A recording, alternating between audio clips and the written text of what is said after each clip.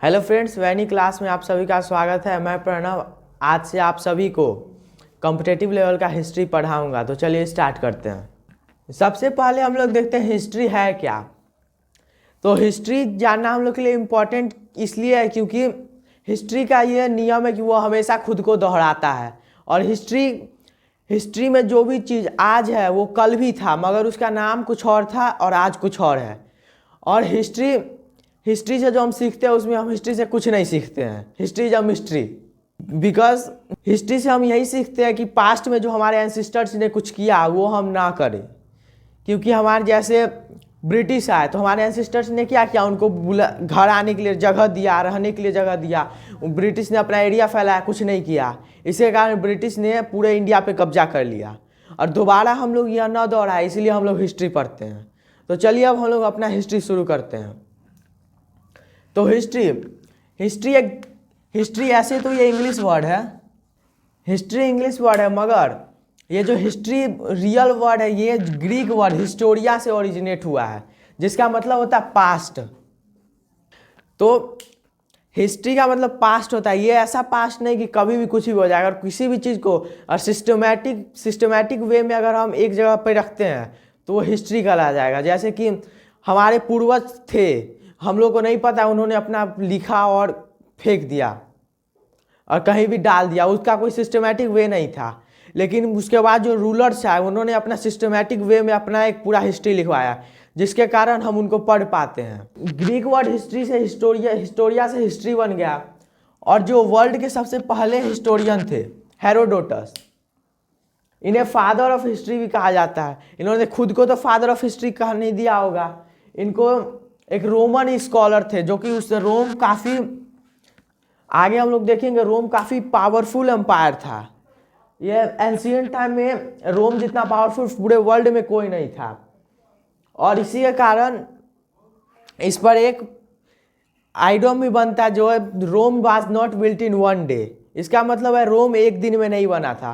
रोम काफ़ी 100 सालों के बाद राजाओं की मेहनत के कारण रोम इतना पावरफुल बना।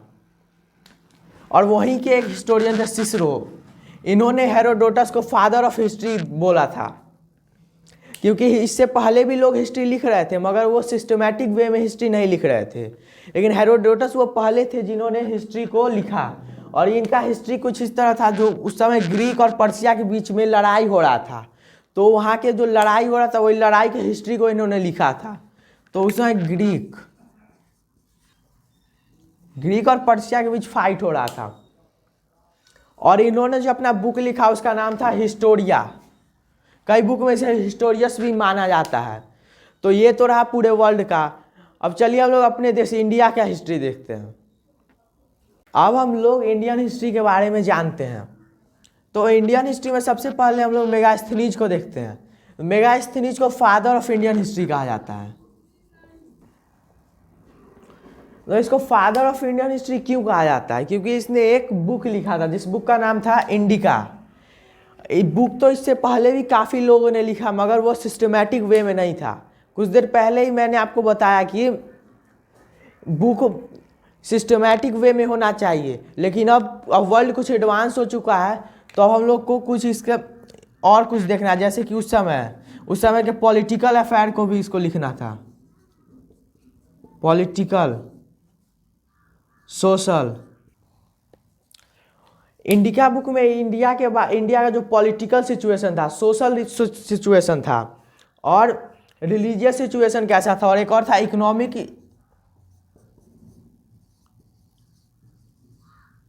उस समय इंडिया का इकोनॉमिक स्थिति कैसा था।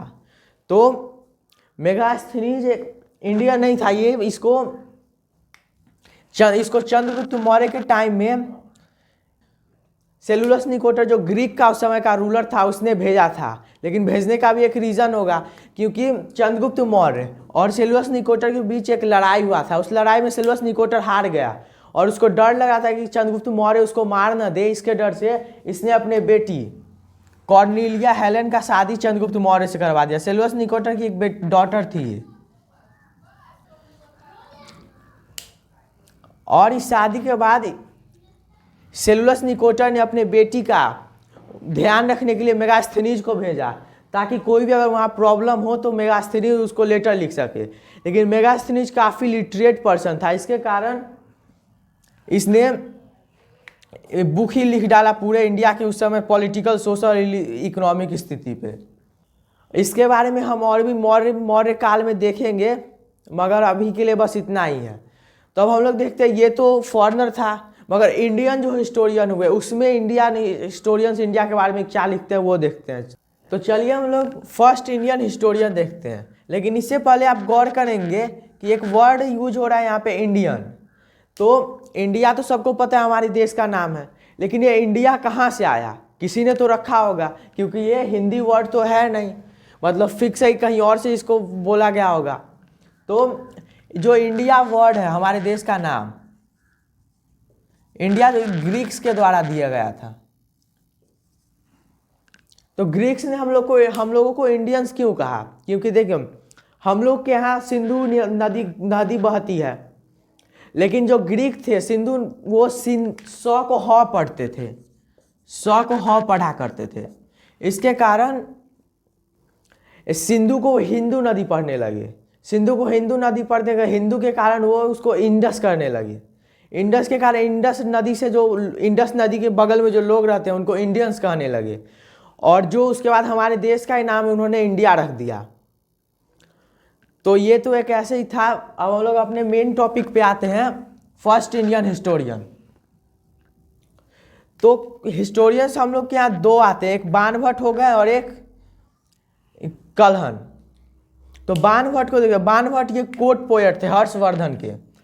हर्षवर्धन हम लोग जब वर्धन डायनेस्टी पढ़ेंगे तब हम लोग हर्षवर्धन के बारे में पढ़ेंगे। ये काफ़ी पावरफुल रूलर थे और यह दिल्ली के लास्ट हिंदू रूलर थे।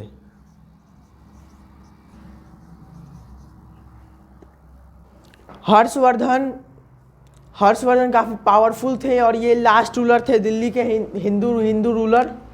और बाणभट्ट ने एक बुक लिखा जिसका नाम था हर्षचरित। यह फर्स्ट हिस्टोरिकल बायोग्राफी था। तो यहाँ पे एक वर्ड है बायोग्राफी। तो एक बायोग्राफी होता है, एक ऑटोबायोग्राफी होता है। बायोग्राफी जैसे मेरे बारे में अगर कोई और लिख रहा है तो बायोग्राफी होगा, और अगर हम खुद के बारे में खुद लिख रहे हैं तो वो ऑटोबायोग्राफी होगा। ऑटो का मतलब होता है सेल्फ, जिसके कारण इन्होंने हर्षवर्धन के बारे में लिखा था, इसलिए इन्हें फर्स्ट हिस्टोरिकल बायोग्राफी कहा जाता है। तो मगर कई हिस्टोरियंस इस पर बिलीव नहीं करते। उनका मानना है कि ये तो बायोग्राफी है, ये किसी का हिस्ट्री तो नहीं है, इसमें बस लिख दिया गया कि हर्षवर्धन इतने अच्छे राजा थे, ये थे वो थे, इनके बारे में बुरा नहीं लिखा गया था। जिसके कारण कई हिस्टोरियंस ने इनको रिजेक्ट कर दिया और कई अभी भी मानते हैं कि हाँ यही भारत के सबसे पुराने हिस्टोरियन थे। और उसके बाद कई हिस्टोरियंस अब इन पे कलहन को बोलते हैं, ये कलहन भारत के सबसे पुराने हिस्टोरियंस थे। तो इनका एक बुक था राजतरंगिणी। तो राजतरंगिणी बुक था, तो इसमें कुछ तो लिखे होंगे, किसी के बारे में लिखे होंगे। तो इन्होंने जम्मू और कश्मीर के हिस्ट्री के बारे में लिखा था, जिसके कारण हम लोग को आज भी जम्मू और कश्मीर का हिस्ट्री काफ़ी अच्छी तरीके से मिल जाता है। क्योंकि जो राजतरंगिणी बुक था उसमें इन्होंने एकदम सिस्टमैटिक वे में उस समय के राजा कैसे थे, प्रजा कैसी थी, पॉलिटिकल सिस्टम कैसा था, सोशल वेलफेयर वर्क कैसे हो रहे थे, सबके बारे में एकदम सिस्टमैटिक वे में लिखे थे। तो अब हम लोग ये तो पढ़ लिए, लेकिन हिस्ट्री को जब भी आप बुक खोलते हो तो आपको दिखता होगा हिस्ट्री को कई भाग में बांटा गया है। तो चलिए हम लोग देखते हैं हिस्ट्री पीरियड को हम लोग कैसे करते हैं, बांटते हैं। अगर अभी भी आप इस वीडियो को देख रहे हैं मतलब आपको वीडियो अच्छी लग रही होगी। अगर अच्छी लग रही है तो प्लीज़ मेरे चैनल को सब्सक्राइब कर दीजिए और वीडियो को भी शेयर कर दीजिए। अब हम लोग देखते हैं कि हिस्ट्री के पीरियड को कैसे बांटा गया। तो सबसे पहली बार जेम्स मिल, एक ब्रिटिश हिस्टोरियन थे। इन्होंने इंडियन हिस्ट्री को 3 भाग में बांटा, जिसको इसने ब्रिटिश हिस्ट्री ऑफ इंडिया के बुक में लिखा था। इस बुक में इन्होंने हिस्ट्री को 3 भाग में बांटा, हिंदू एरा, मुस्लिम एरा और ब्रिटिश एरा। लेकिन ये देखने से ही लग रहा है कि रिलीजन को प्रमोट कर रहा है या फिर और कुछ भी। इस बुक में दिखाया गया था कि ब्रिटिश काफ़ी अच्छे थे, भारत को इन्होंने डेवलप किया, और इन दोनों एरा को, हिंदू एरा और मुस्लिम एरा को, काफ़ी बेकार एरा बताया। इसमें इंडिया लिखा कि इंडिया डेवलप नहीं हुआ, इंडिया में कुछ हुआ नहीं, और ब्रिटिश एरा में ही सब कुछ हुआ। तो इसको तो हमारे हिस्टोरियंस रिजेक्ट कर दिया। वर्ल्ड के सारे हिस्टोरियंस ने मिलके हिस्ट्री को on the basis of art of writing and और स्क्रिप्ट पे बांट दिया। मतलब सारे हिस्टोरियंस का मीटिंग हुआ और वहाँ पे इन्होंने जो किस समय में किस तरह से लिखा जा रहा था, स्क्रिप्ट को किस तरह लिखा जा रहा था, उसके बेसिस पे हिस्ट्री को 3 पार्ट में बांट दिया। तो पहला है प्री हिस्टोरिक पीरियड, दूसरा है प्रोटो हिस्टोरिक पीरियड और तीसरा हिस्टोरिक पीरियड। तो सबसे पहले हम लोग प्री हिस्टोरिक पीरियड देखते हैं। तो इसमें रिटन सोर्स हम लोग को नहीं मिला, इस पर हम लोग जो आर्कियोलॉजिकल सोर्स हम लोग को मिल रहा है उसी के बेसिस पे हम लोग इसमें रिसर्च कर रहे हैं। जैसे कि जो स्टोन एज थे उस समय में हम कुछ भी हम लोग को लिखा हुआ नहीं मिल रहा है। हम लोग आर्कियोलॉजिकल सोर्स जैसे कि जो उस समय के स्टोन हुआ करते थे उससे केव में जो उन्होंने पेंटिंग कर दिया था उससे हम लोग अपना रिसर्च करते हैं कि उस समय क्या क्या हो रहा था वर्ल्ड में। और इसका टाइमलाइन जब लगभग 0 से लेके 3000 BC तक है। और उसके बाद अब देखते हैं प्रोटो हिस्ट्री। प्रोटो हिस्ट्री में हम लोग को रिटन सोर्स मिल रहा है मगर उसको हम लोग पढ़ नहीं पाते हैं। जैसे कि इंडस वैली सिविलाइजेशन, वहाँ कुछ उन्होंने लिखे हुआ है लेकिन हम लोग पढ़ नहीं पाते हैं। इसके कारण हम लोग को यहाँ पर भी आर्कियोलॉजिकल रिसोर्स के कारण ही आर्कियोलॉजिकल रिसोर्स पर ही डिपेंडेंट रहना पड़ रहा है। और इसका एरा लगभग 3000 to 1000 BC है। अब हिस्टोरिक पीरियड देखते हैं। इसमें हम लोग को रिटर्न रिसोर्स भी मिल रहा है और आर्कियोलॉजिकल रिसोर्स भी मिल रहा है, जिसके कारण हम लोग को इसको जानने में काफ़ी आसानी होती है। इसका टाइम है लगभग 600 BC to 1964 AD तक है। तो ये तो पूरे वर्ल्ड का था, लेकिन जेम्स मिल ने तो इंडिया में बांटा था। तो चलिए अब हम लोग देखते हैं इंडिया में किस तरह से हमने बांटा हिस्ट्री को। तो हमने अभी तो वर्ल्ड का देख लिया कि हिस्टोरियंस ने मिलके फैसला कर लिया कि हिस्ट्री को प्री हिस्ट्री, प्रोटो हिस्ट्री और हिस्टोरी के पीरियड में बांट दिया जाएगा। लेकिन इंडिया में हम लोग कैसे बांटते हैं? तो इंडिया में सबसे पहले हमारा एंशिएंट हिस्ट्री आता है, उसके बाद मेडिवल हिस्ट्री, उसके बाद मॉडर्न हिस्ट्री। तो एंशिएंट में कब से कब तक है? तो इंडस वैली सिविलाइजेशन, आगे का एक चैप्टर इंडस वैली सिविलाइजेशन से लेके हर्षवर्धन के टाइम तक की पीरियड को हम लोग एंशिएंट हिस्ट्री में डालते हैं। इसका टाइमलाइन लगभग 2500 BC to 647 AD तक है। और यहाँ पे क्या था, किंग डायरेक्ट पब्लिक से मिलता था। जैसे कहीं पर उस समय किंग हुआ नहीं करते थे, जैसे अब जैसे मुगल हुए वैसे नहीं हुआ करते थे। जैसे किंग कहीं पे बैठा हुआ है, पब्लिक आए, उन्होंने अपना प्रॉब्लम बताया और किंग उसको रिजॉल्व करेगा। मगर इस टाइम में मुगल जैसा कुछ ऐसा था नहीं, किंग डायरेक्ट पब्लिक से मिलता था, प्रॉब्लम रिजॉल्व हो जाता था। और मेडिवल इंडिया पे अब देखते हैं। मेडिवल इंडिया में हर्षवर्धन के डेथ से लेके औरंगजेब के टाइम तक था। तो इसका टाइम लगभग 700 AD to 1707 AD तक था। यहाँ पे एक चेंज हो गया था कि किंग और पब्लिक के बीच में नोबल आ गए थे। जैसे कोई पब्लिक किंग से मिलने आया तो उनको पहले नोबल से मिलना होता था। ऐसे में क्या होता था कि जैसे कोई पब्लिक ने किंग के नोबल को जाके बोला कि ब्रिज खराब हो गया, उसके लिए हमें 10,000 सोने के सिक्के चाहिए, और नोबल्स जाके बोल देंगे किंग को कि प्रजा ने 20,000 सोने के सिक्के मांगे हैं। इसके कारण प्रजा ने तो 10,000 ही मांगे थे, लेकिन उन्होंने 20,000 मांग लिया राजा से जाके। और राजा को इतना टाइम हुआ नहीं करता था कि जाके वो प्रजा से पूछे कि आपने 10,000 मांगा या 20,000। इसके कारण इनको प्रॉफिट काफ़ी ज़्यादा हुआ। इसके कारण मेडिवल इंडिया में नोबल्स इतने पावरफुल हो गए कि इन्होंने अपने मन से ही राजा चेंज करने लगे। इसके बारे में हम लोग मेडिवल हिस्ट्री में पढ़ेंगे।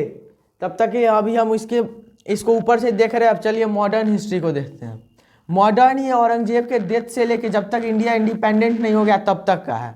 तो औरंगजेब का डेथ 1707 में हो गया था और इंडिया 1947 में इंडिपेंडेंस हो गया। इतने के बीच के समय को हम लोग मॉडर्न इंडिया में पढ़ते हैं। तो आज के लिए बस इतना ही। अगले क्लास में हम लोग एंशिएंट हिस्ट्री से शुरू करेंगे।